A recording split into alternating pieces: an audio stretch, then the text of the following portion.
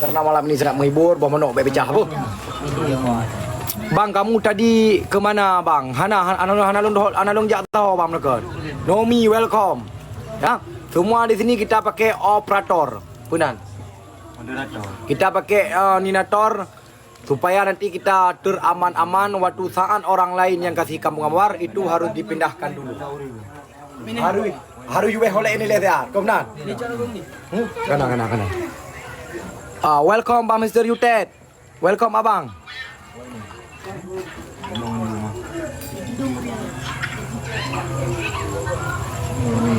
Ya, nyo perle peduk ro kan mah motor jejet. Bang Bintang Perngagural, welcome abang. Tambah lagi penonton kita, naik lagi, naik.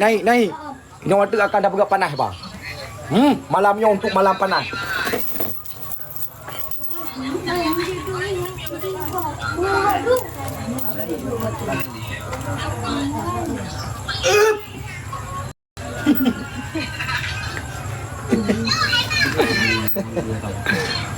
Bang tahu welcome Sosma, welcome brother, welcome.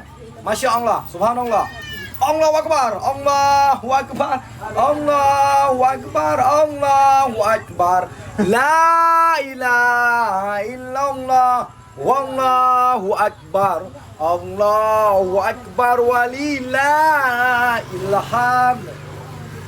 Takbir bang, malam raya ya. Tapi tambah lagi penonton kita. Kita yang ada sini semua sapa-sapa malam ini untuk menghibur. Jangan kita goyang, jangan kita takutin. Kalau kita yang paling kita takuti itu adalah yang Maha Kuasa.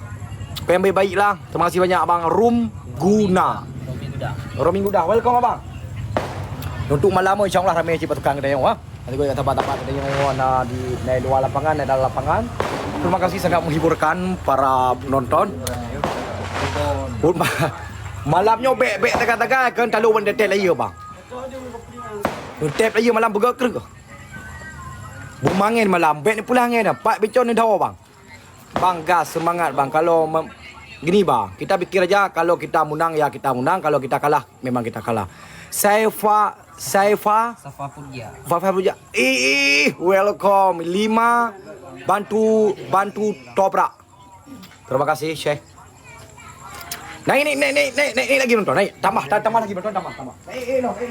Jual, gitu.